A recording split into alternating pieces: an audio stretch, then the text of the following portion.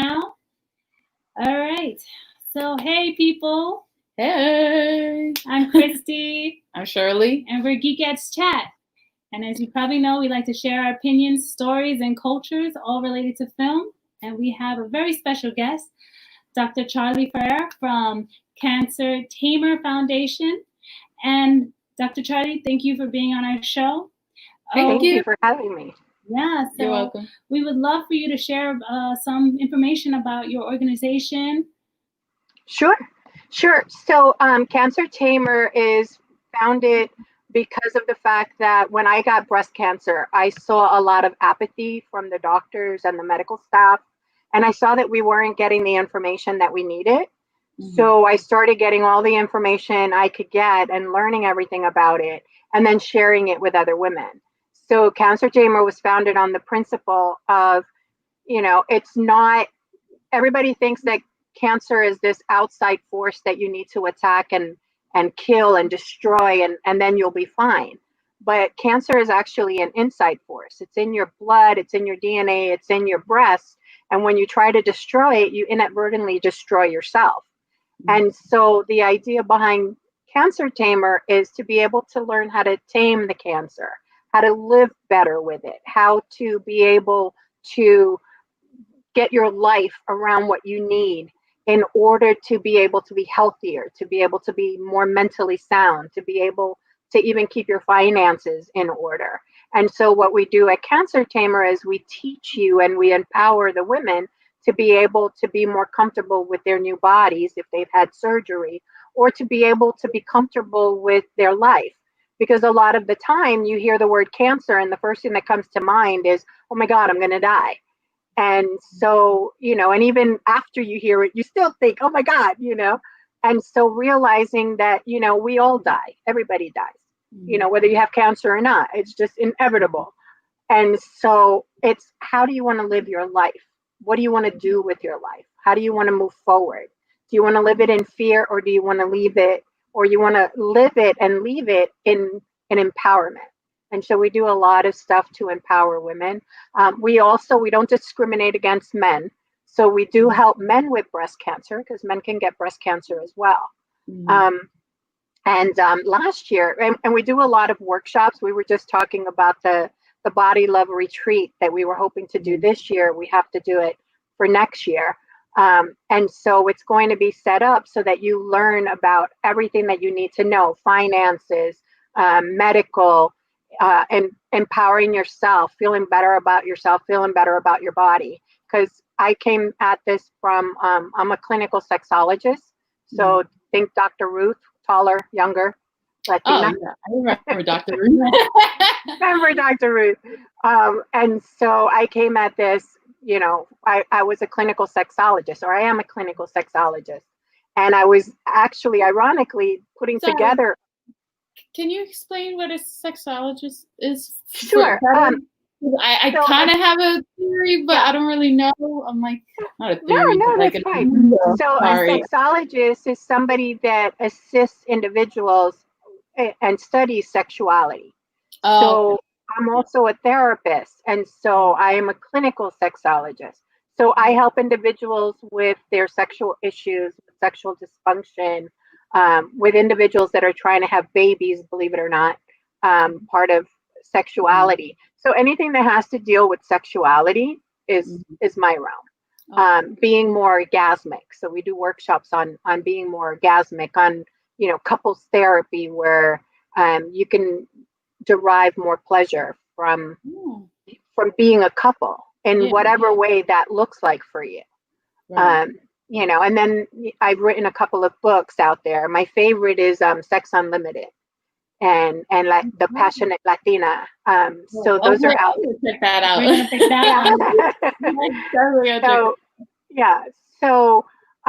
So clinical sexologist is somebody that deals with sexuality. And so what I found ironic was when I was diagnosed, I was in the middle of putting together the Body Love Retreat back in 2016.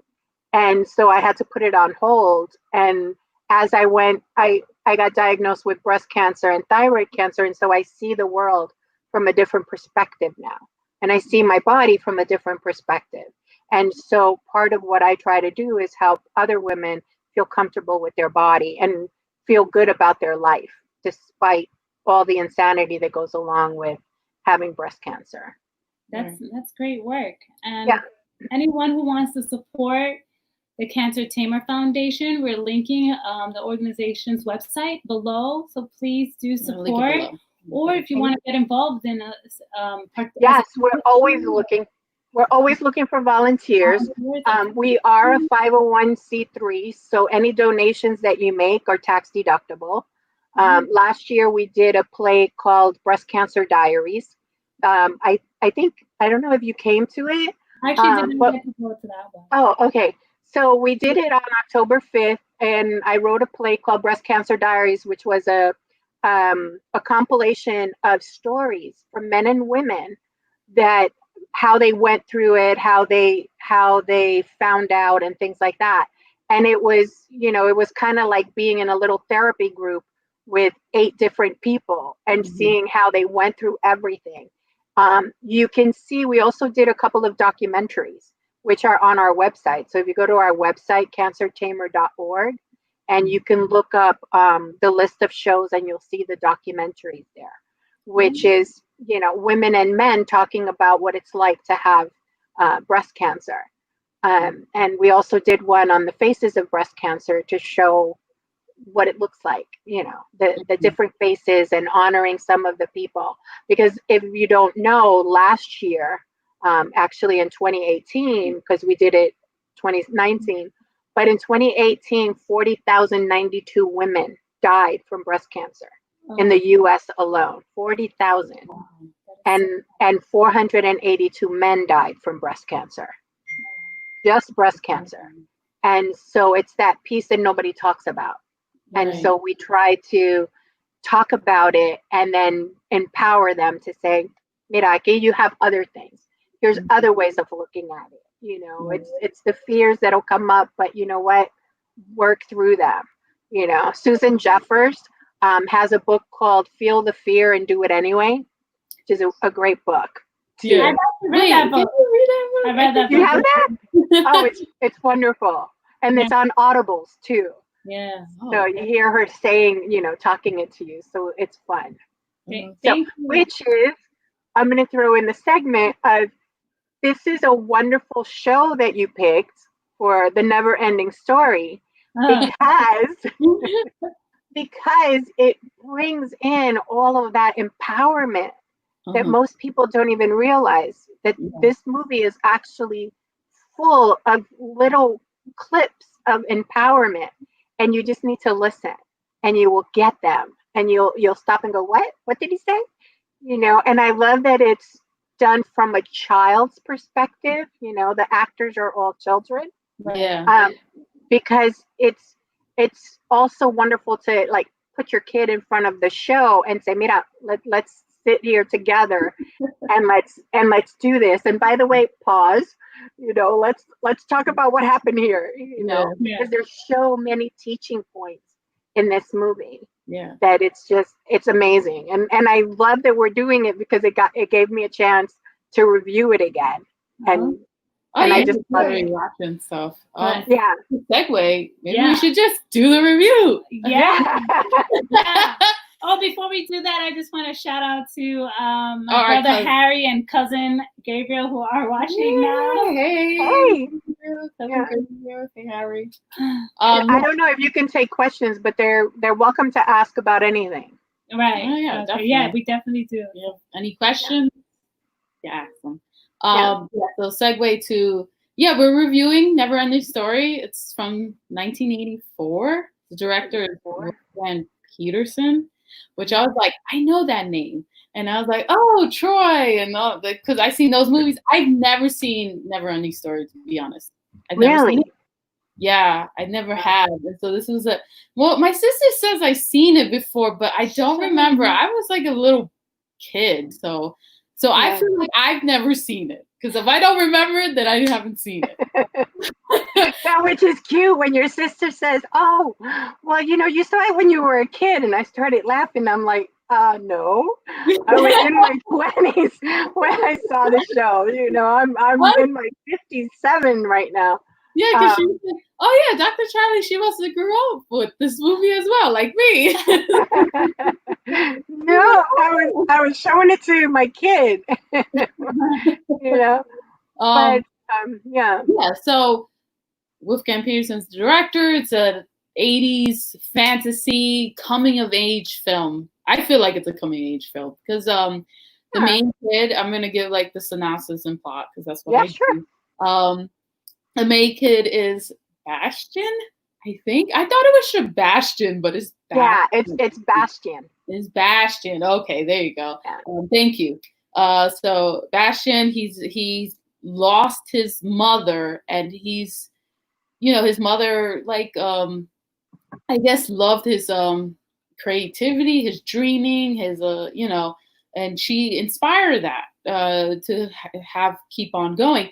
Where his dad is like, no, you have to keep your foot on the ground. You got to be realistic, you know, with life. You can't be daydreaming. So he's sad because, of course, his mother passed away. We don't know what his mother passed away from. I don't think they said it in the film. No, they never do. No. So, and then, so he has bullies, which, you know, it's a thing that a lot of people grow up with. We know how it is. And so he runs to get away from the bullies, into a bookstore.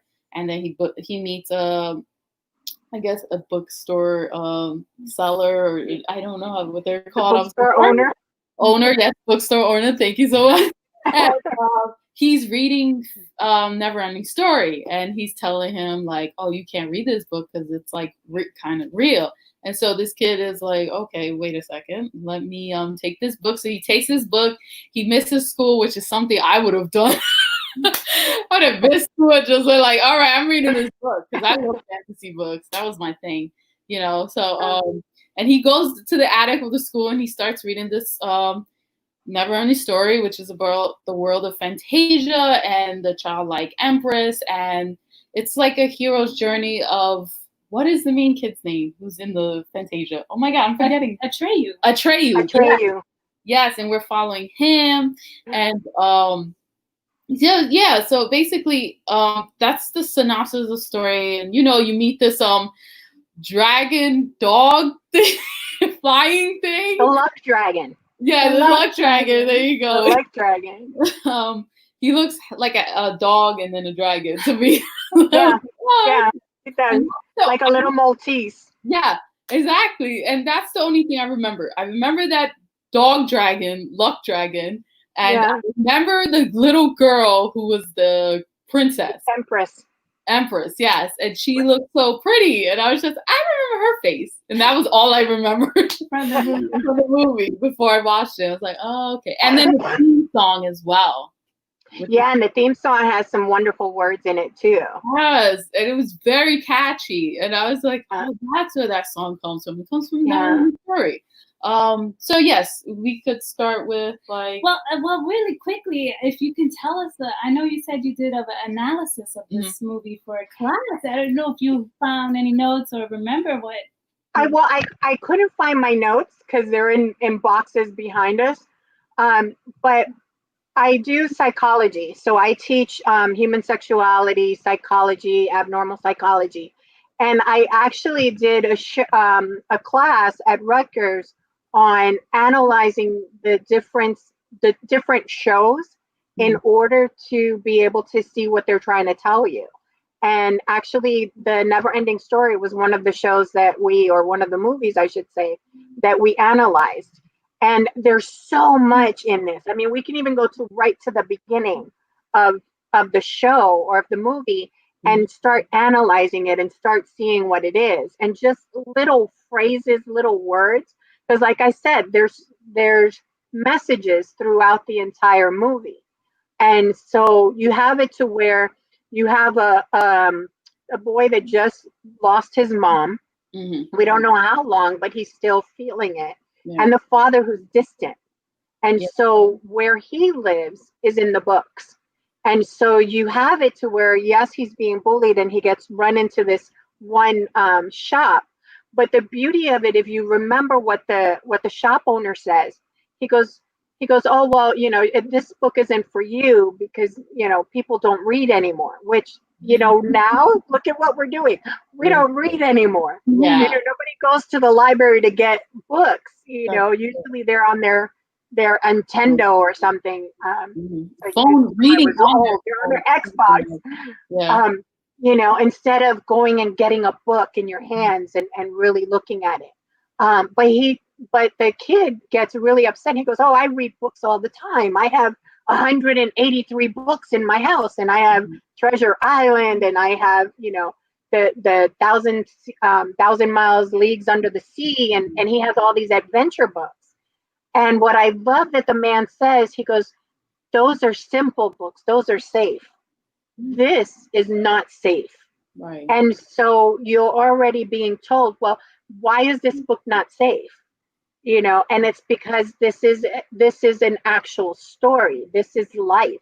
Yeah. This is that journey that you're talking about of, it's not just, reading, right. Because as you see throughout the movie, it's a part of him. He's in the movie. He's in what Atreyu is doing, and what, the mountain eaters are doing, and the stone eaters, and he's with all these people, and he's taking the journey along with them.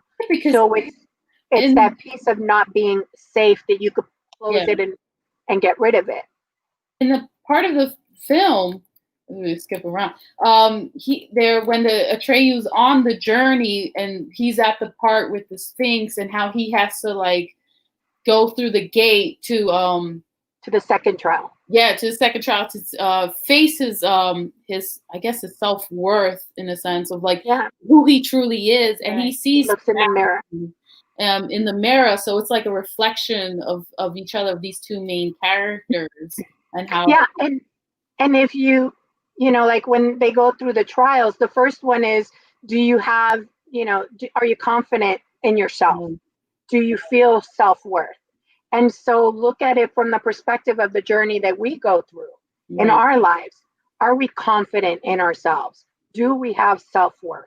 Mm-hmm. And a lot of the times we don't, but we pretend. We're good at pretending, right? Like, hey, I can put on my makeup and I feel good and I look gorgeous, but what's underneath that makeup, or what's underneath the clothes, or what's underneath the bravado that a lot of people behind your head. Yeah. And so that's the beauty of it, where he goes through the first trial and it's the Sphinx looking. And the minute that you have, the minute that you don't have that confidence in yourself, it destroys you.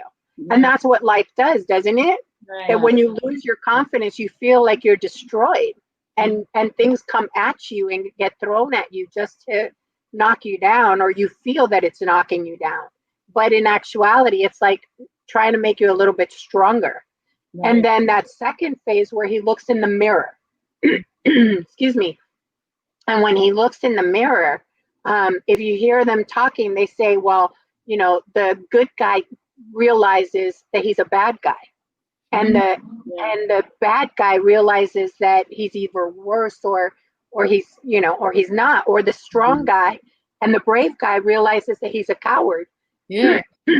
And so that's what I love about when he goes up to the mirror and they see each other. Right. Here's Bastian, who is this scared little boy who has bullies and he doesn't know how to do anything, so he hides in books.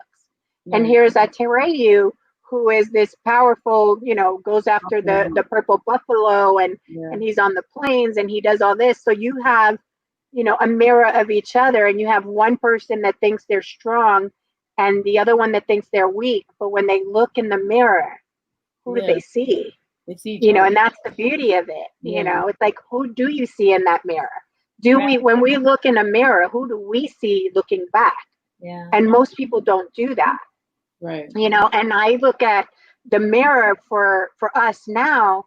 The mirror is more of, do you journal? Do you look inside of yourself? Do you go in and say, well, am I really a good person? Did I treat my sister or my friends right?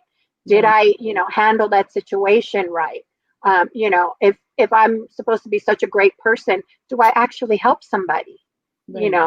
if I say, well, this thing is not right and it's unjust, do I stand up, or do I just do a lot of lip service? And so I love that mirror of, are you looking at the mirror? Are you seeing yourself for who you really are? I do have to say that a lot of people now, especially inspirational leaders and healers, are actually doing mirror work. So yes, I feel like that movie was ahead of its time. Yes, definitely, and it was, because he was very the author was very, very inspirational, and he was one of those empowerment speakers. And so he had an issue with how the book was portrayed, because if you read the book, it's slightly different than the movie, but the movie kind of pulls it all together.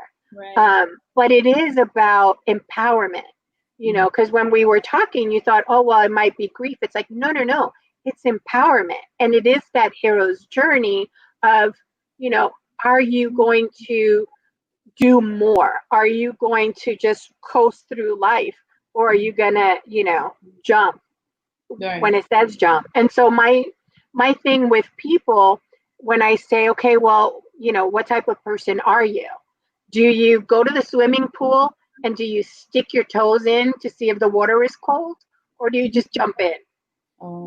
Which one are you? Yeah. And so, that's how you live life. Yeah. So for the person that goes and walks and puts their foot in the pool to see, well, I want to see if it's cold, I want to see what it's like, then that's more of a pragmatic person. They're going to be, they're going to weigh things out, or they're going to be a little shy or fearful or whatever. The ones that just jump in, I mean, these are your adventurers. These are the people that, sometimes you got to pull them back and say, look, there might be an alligator in there. Or look, is there water all the way down at the bottom? Yeah, that's not me. Yeah. But it is that part of, how do you want to live life? Yeah. And so it's so important to be able to, every now and then, sit down and really look at yourself and really analyze, who am I and where do I want to go? Because if you're off the track, if you're not getting what you want, if you're not happy with your life, then that means that somewhere along the line you got off the track. Right. And so, are you going to put yourself back on? Right. Or do you want to go on in another track? And the and I hate the cliche, the path less traveled. It's our path is always less traveled because we're not on it. Yeah. So how do we get back on it? Yeah, I was actually the one that said it reminded me of grief in a sense. Because when I saw the movie, because there's a part where Atreyu loses his horse, and I think I remember that part too. Like, that was a powerful scene. And the swamp part is called sadness, or like swamp of sadness. So, and then of course Bastion is in mourning for his mother. So I thought, that's why I said I thought there was this aspect of grief, of all of the things for Atreyu was not going right. It wasn't going right, No, it wasn't. It wasn't at all. But I think it was about grief, but also in the sense, what do you do with that grief? Do you keep trucking along? Do you take those baby steps? Do you just like, I got to get through this. I can get through this. Right. And not having that confidence. Yeah. And looking at it also, so the swamp was the swamp of despair. And so, and so the piece of it is that you sink down when you start getting sad. And so look at what we do when we get sad. Yeah. We get sad and then we just start dropping and our energy drops. And then we get into a bigger ditch and then we can't get out of the ditch. And then we just, we're in despair, and then you can't get off the couch and you can't, you're not motivated to do anything. And so the way I looked at that is, yes, he lost the horse, but also he lost the friend that he had along the way. And because his friend got stuck in and got mired in the sadness, and he didn't want to move, right? Because you see where he just stops, the horse just stops and starts thinking and keeps thinking. And he's like, come on, we gotta go. No, don't think that way. Don't do that. Don't do that. And so if you look at it as an extension of Atreyu, you know, or even of Bastion, or even yourself, you see where it's like, you know, sometimes you just get so run down with all of the stuff and all of life and all of the things that get thrown your way, and the things that you lose, that you just go, you know what, I can't do this anymore. Right. And you just say, I'm done. I'm just not going to deal with this anymore. And you sit and you don't want to do anything else. And that's the piece where when you sit and you give up and you say, I'm done, then you end up basically going under. You know, you die. You're lost. Yeah. And if you don't have a friend to pull you out, or you don't have anyone to pull you out, then you get stuck there and you get lost. And in a way, Atreyu and Ajax, you know, the horse, were one and the same. And so a part of him was like, you know, I'm done. I can't do this anymore. It's too hard. Yeah. And the other part of him was going, come on, we gotta go. We gotta do something. You know, and you see where he sits there for a little while and he mourns his horse, and then he gets up and he goes, well, gotta keep going. But you know, and he trudges on.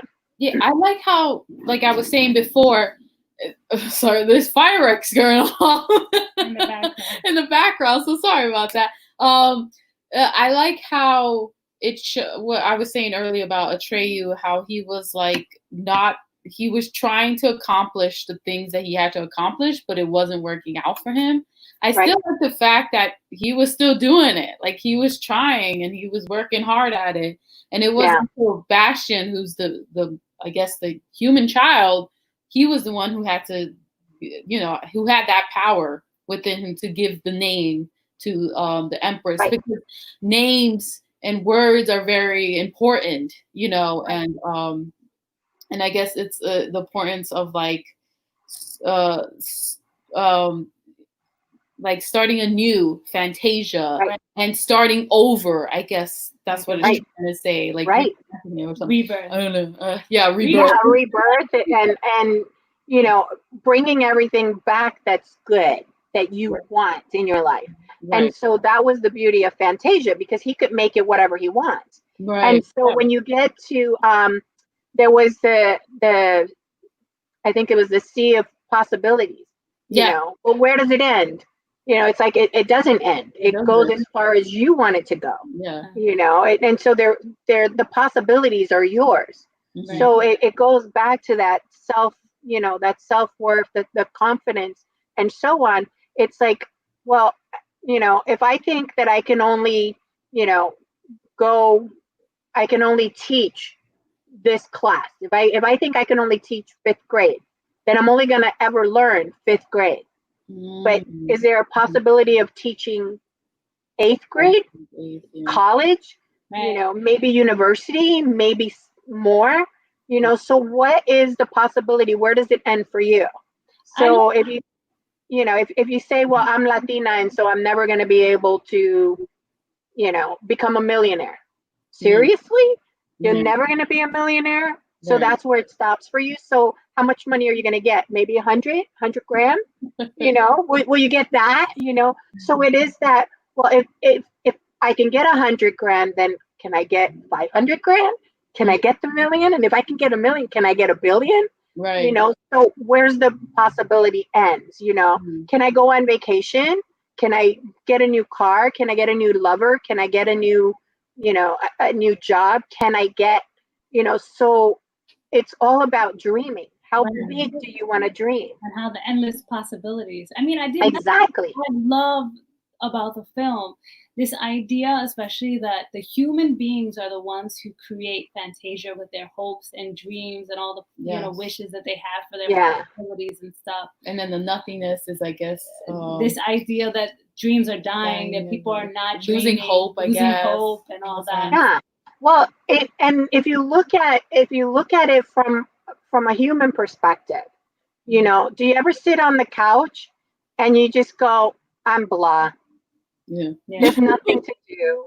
I don't know what to do. I mean, you've got tons of stuff to do, but there's nothing to do. And there's the nothing in your life. You're like, you're not accomplishing anything. You don't feel like anything's going well. You feel like things are being destroyed, but you don't know how they're being destroyed, or they're going away, but you don't know how, it's just nothing. And you're just blah. It's kind of like, my favorite analogy on that is like, you ever go and stand in front of the fridge, you open the fridge and you go, well, what do I want to eat? And it's full, there's tons of food in there, but you're just like, hanging on the door going, well, what do I want to eat? I don't know what, yeah, that's the nothing. Yeah. That's the nothing, because it's like you have no focus, you have no real desire, you just don't know what to do. And so what do you end up doing? You throw the fridge closed, or you eat stuff that you didn't even want to eat, and so it's that nothing, it's that feeling of blah. And so when you start looking in the mirror, when you start sitting down and journaling a little bit and really addressing what's inside of you, which we kind of don't do that, then that's where you start going, wow, I really can make 100 grand. Wow, here's my new goal. This is what I want to do with my life. This is where I want to go. This is how I want to help others. This is how I want to help myself. Because I think being selfish is a wonderful thing, because out of that selfishness is where you pull everybody else in to be able to do things with them. So selfish is a good word. So it is that piece of how do we learn, how do we empower ourselves to keep moving forward? And we do need all these little trials in order to step up, in order to do a little bit more. Nobody is born running. Right. We all learn how to turn over and how to crawl, and we're constantly falling down. And and my favorite thing is like, piss me off and watch how good I do. Because it's that part of when I get mad, then the limits, it's endless possibilities. It's like the reason why Cancer Tamer, came into existence was because I got mad at the medical community, and so now we're 4 years in, and we've done like 70 shows, because we have a television show, and we've done 2 documentaries, and we've done a play, and we've done a book, and we've done so much in 4 years. And it's that piece of, get mad, get upset when somebody says you can't do something, because that's going to give you the fuel that you need to get all those possibilities. And I love there was a study that was done on fleas. I don't know if you know about this study. Yeah. But one of the scientists took a whole bunch of fleas, put them in a little cup, and then put a mesh on top of the cup, right? So here are the fleas in this cup, and they're trying to get out, and they're trying to fly out, but they keep hitting the mesh. Right. And so after a while, he takes the mesh off, and none of the flies go away.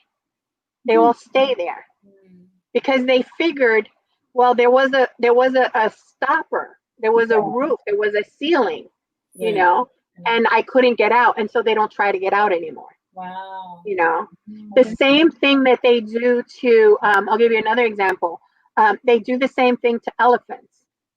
When they're little, they put a chain around their leg and they stake it to the ground. And so the elephant can't go further than the chain. Right. And so as a little kid, or as a little elephant, he can't break that chain. When he gets older, he's already learned, I can't go from this chain. I mean, he can break that chain anytime, but he's been trained. And so as adults, as human beings, we get trained the same way. We get told, well, you can't do that. You're a girl, you can't do that. You're a boy, you can't do that. You're Latina, you're Black, you're white, you're Asian, you're whatever. You can't do that. And we start hearing it so much that we start believing it. Yeah, you started. And so, and so then our possibilities, instead of being out here, our possibilities are here or lower. Right. And so we fall into that pit of despair. Right. Yeah. And one of the first words we learn as a child is no. And Is how no. do you interpret that word no too? Yeah. Like, And so there was a study, I think they did a study that a child hears the word no over 100,000 times by the time they're 3 years old. geez. Because you're told like no in at least 100 times in 1 hour. You're told no. No, don't touch that. No, don't do this. No, don't do that. Yeah. And it's also the words that we use. So for instance, my favorite is we use the terrible twos, right? Yeah. We call it the terrible twos. And I hate when people say that, because what do you do when you go on vacation?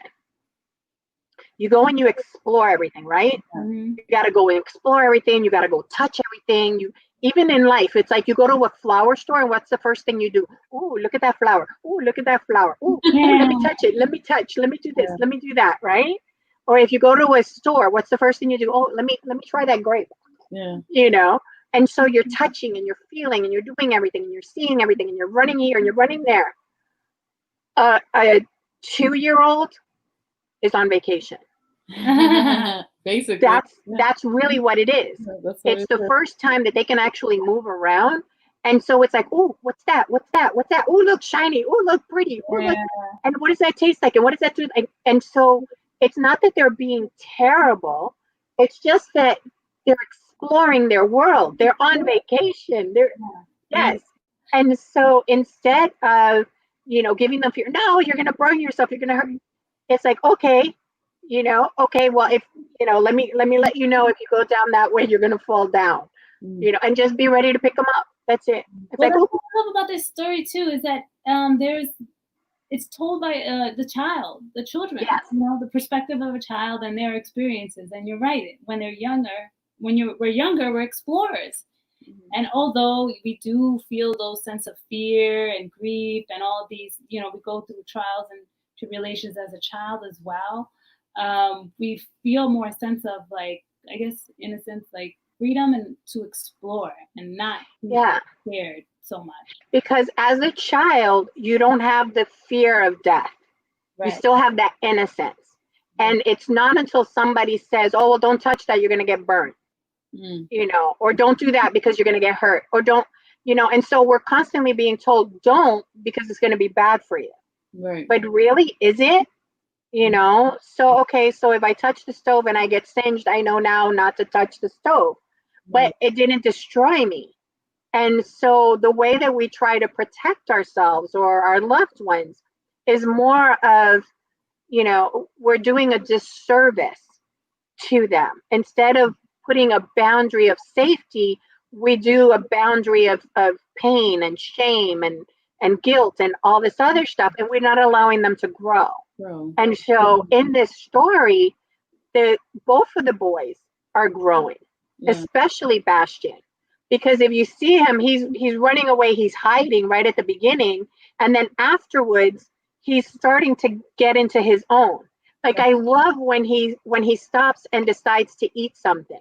Remember when they sit down and they're going to eat something, and he's like, oh yeah, that's a good time to to grab something, and he starts eating his sandwich. And that one, he takes a couple of bites and he goes, no, I need to save it. I need to be prepared for later. I mean, that's a huge step, because that's the part of him going, I know I have it. I can do it all now, or I can save it for later because I might need it later, and it might, and it'll help me go stronger. Right. So it's kind of like, the food then becomes an analogy. I'm saving my power for something else. I'm getting prepared, but I have this here, and I can call on it if I need food, if I need sustenance, if I need more power. Right. I have it. And I'm saving it. And then he goes back to the reading and he's like, all this other good stuff is going on. So, the whole movie, the whole time, it's giving you these little tidbits, these little comments that, if you stop and you listen, or if you, it just bounces off your head, and maybe later you'll hear it, right. And you'll pick up on it and you go, wow, did you really say that? even the cast make an impact because it's, the cast are people of color.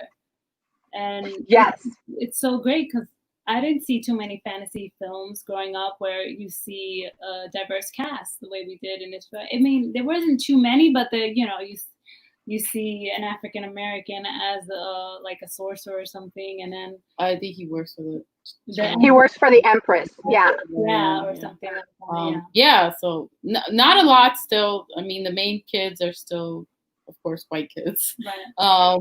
But if you look at it from the perspective of they had diversity. Yeah. They had, you had different people from different cultures. So you had the Stone Eater, big burly dude. So immediately you think, well, here's this big burly dude who, he doesn't have a brain. He's just a big burly dude, right? Yeah. But you see a part where I just, it just made me cry in the movie where he's sitting there going, these hands, you think they're so strong, but I couldn't hold on to them. Oh, remember? So it's like, it just gripped my heart when he said that, because we think of certain people as, oh, they're strong, they don't need any help. But here they are going, I thought I was strong and I couldn't hold on to them, and then nothing took them away. Yeah. And then he's just sitting there going, well, maybe the nothing can just get me. Yeah. It doesn't matter. So you have this cast of different types of people, different entities, different personalities. You have the and that's what I loved it. Mystical creatures that I would say it was just in that you saw the diversity of cultures, you saw the diversity of people, men and women, and you saw a lot of stuff in it. And I would say, if anything, it was missing more women influence than men, because everything was male. Yeah. But it's that piece of connecting that masculine energy that we have inside that we can connect with, that we can, create with, that we can have fun and adventure with. Mm-hmm. And if you look at that, that's the piece that I think a lot of the times that we're missing as people. Mm-hmm. And we forget that we can create that for ourselves or bring that into our life. And that's what this movie brings to us. It brings empowerment and, just fun and adventure. So, thank you, Dr. Charley, for reviewing it with us. I mean... Oh, you're welcome. Are we done? Is it over? No, it's not over. It's over. Yeah, before we close, we wanted to mention some stuff, but I don't know. But this is it's up to you, however you want to go. It's been a really in-depth conversation about this film. I know, you could talk for a long time. Yeah, we could talk about it forever. I mean, there's so many wonderful things that are in it, and we just hope that people check it out. I mean, you can purchase it on YouTube for like $3.99 or on demand for $2.99 and Apple TV. And even the second one, there's a Neverending Story 2 on Apple TV. Yeah. There's actually up to 4 films, but I don't know where we can access them. But but before we go, we wanted to bring up something else. Shirley, if you wanted to. Oh yeah, because today's Juneteenth. Yes. And that was important because it's an important day in African American communities. Of course, it's basically Juneteenth is when the Union Army went into Gloucester, I think Texas. I hope I'm saying that wrong. Texas. Yes. And basically, they told the enslaved people there that they were free because it took 2 years and they finally came to them in Texas for some reason. I don't know. Yeah, and it's that piece of realizing that back then we didn't have Skype. We didn't have the telephone that worked well, and so a lot of areas didn't have the information that that slavery was over, and so it was slowly getting the word out. Yeah, a lot of people were saying maybe because they wanted the I guess some of the states in the South to still get like the cotton in, or like get that the word didn't get out. That's the same thing. Like, exactly. no, it's like, the Civil War. The Civil War ended, but half the people didn't know it ended because they didn't get the information. Yeah. Yeah. Same thing with World War II when the Japanese, gave up. They were still fighting in the Pacific because they hadn't gotten word. Yeah. So it's you're right. They probably didn't get word about what that they were free, and now they didn't know. The enslaved people didn't know what to do and stuff. So it's a very important day that the African American community celebrate, but also remember as well as part of their history, important part of their history. So yeah. I wanted to say something on that, Fran, if you're... No. So I just think that, like, as Americans, Americans in this country, that we should honor this day by educating ourselves and uniting with the African American community to end, like, the systemic racism that we have in our country. And I hope that with this celebration, that in schools, they'll study this day, this history and this in-depth study of what slavery has done to this country and to the African American people who still feel and experiences the impacts of slavery. Racism. Yeah, and I would say it's not just African Americans, but to look at the discrimination across the board. Because even when slavery was abolished, they were still selling Chinese women in San Francisco on the block and still selling them off. So it's the discrimination of, you see more of the Black community because they're very outspoken and they're very, they get the word out, but there's so many other communities. And what I love to say is, yes, we need to focus on, slavery. There was an issue with it and it's wrong. But it's also, how are we enslaving everybody else?